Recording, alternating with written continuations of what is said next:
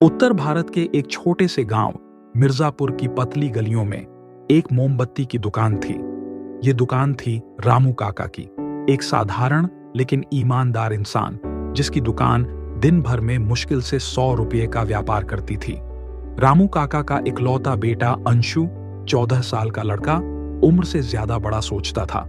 शाम के समय जब गांव के घरों में बिजली जाती, पूरा गांव अंधेरे में डूब जाता और तभी अंशु अपनी दुकान पर बैठकर मोमबत्तियां बनाता, बेचता और खुद से कुछ बड़ा करने का सपना देखता। एक इच्छा जो दिल में जलती रही, अंशु ने एक बार अपने पिता से पूछा, बाबा, क्या हम भी कभी बड़ी दुकान खोल पाएंगे जैसे शहर में होती है? रामू काका मुस्कुराए, बेटा, सपनों पर कोई टैक्स नहीं लगता, लेकिन मेहनत का टैक्स रोज देना पड़ता है। यही वाक्य अंशु के दिल में बैठ गया। उसके सपने ने अब आकार लेना शुरू कर दिया था, पर गांव की गरीबी, शिक्षा की कमी और लोगों की सोच, ये सब उसे हतोत्साहित करने लगे। जब सबने कहा नहीं होगा, कुछ गांव वाले हंसते थे। मोमबत्तियां बेच के क्या ताजमहल बनाएगा? पढ़ाई छोड़कर मोमबत्ती में जिंदगी जला रहा है। यह ताने थे, पर अंशु ने हार नहीं मानी। रात को वो पुराने अखबारों से नया पैकेजिंग बनाना सीखता, कभी कभी चूल्हे की राख से रंग बनाता। उसने छोटी सी दुकान को सजाया जैसे वो उसका महल हो। एक दिन गांव में एक सेवानिवृत्त अध्यापक श्री मिश्रा जी गांव लौटे।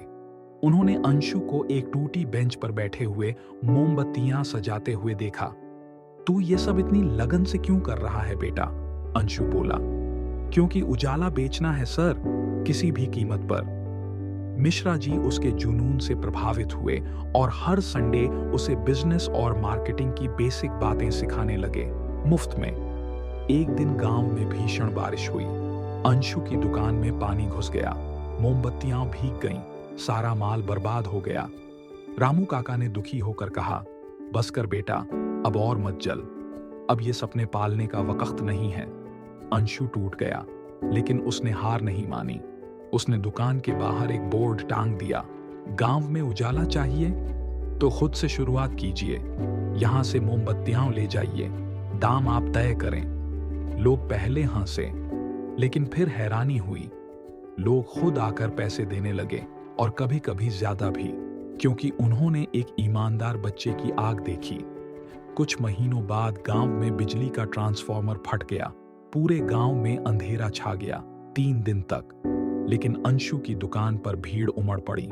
उसने अपनी बनाई लंबे समय तक जलने वाली मोमबत्तियां और त्योहार वाली रंगीन मोमबत्तियां बेचना शुरू किया। वो मोमबत्तियां सिर्फ रोशनी नहीं दे रही थीं, लोगों को साहस और उम्मीद दे रही थीं।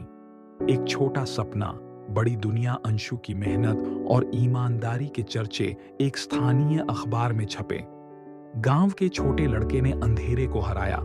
एक एनजीओ ने उससे संपर्क किया और उसे सोलर लैंप की बेसिक ट्रेनिंग ऑफर की। अब अंशु न सिर्फ मोमबत्तियां बेचता है, वो गांव के बच्चों को उजाला बनाना सिखाता है। जब वही लड़का गांव की उम्मीद बन गया, आज अंशु की दुकान का नाम है उजाले की दुकान, अंशु के साथ। हर रात वहां बच्चे पढ़ते हैं, बूढ़े लोग बैठकर कहानियां सुनते हैं और गांव को अंधेरे से डर नहीं लगता। और वो बोर्ड अब भी दुकान के बाहर है, उजाला चाहिए, खुद से शुरुआत कीजिए। मूल संदेश कभी हार मत मानो। कहानी ये नहीं है कि एक लड़के ने मोमबत्तियां बेची, कहानी ये है कि उसने हार बेची, उम्मीद नहीं।